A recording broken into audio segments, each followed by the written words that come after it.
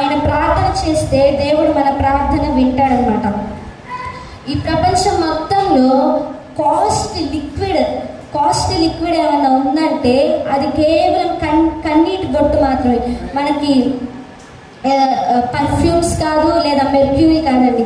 ఏదైనా మనం డబ్బులు పెట్టి కూడా కొనలేని లిక్విడ్ ఏదైనా ఉందంటే అది కన్నీరు.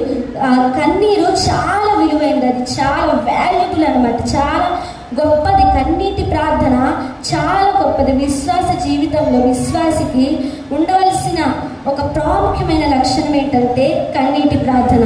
మీరు ఎంతమంది కన్నీటి ప్రార్థన అనుభవం కలిగి ఉన్నారండి? ఆమేన్, దేవునికి స్తోత్రం. ఆ విధంగానే ఇంకా మనం మన కన్నీటి ప్రార్థన ఇంప్రూవ్ చేసుకోవాలి. మనం ప్రార్థన చేసినంతసేపు కన్నీరు కాచి ప్రార్థన చేస్తే దేవుడు మన ప్రార్థనని ఆలకించి ఆకాశం నుండి ఆయన దీవెనలు మన మీద కురిపిస్తాడు. హల్లెలూయా. మనము బైబిల్ గ్రంథంలో చూస్తే యెషయా గ్రంథం మనం చూస్తే 38వ అధ్యాయంలో మీరు చదవద్దు కానీ హిజ్కియా అనే అతన్ని మనం చూస్తూ ఉంటాం. హిజ్కియా అనే అతనికి ఒక భయంకరమైన రోగం వచ్చేస్తుంది అనమాట.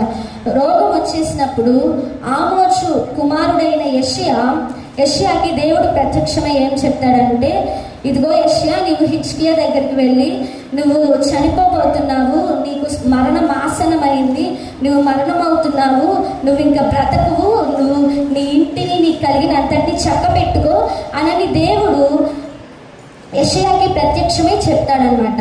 నువ్వు పోయి ఈ విధంగా చెప్పు హిజ్కియాకి అని దేవుడు చెప్పినప్పుడు సరే అని యెషయా హిజ్కియా ఇంటికి వెళ్ళి హిజ్కియాతో చెప్తాడు.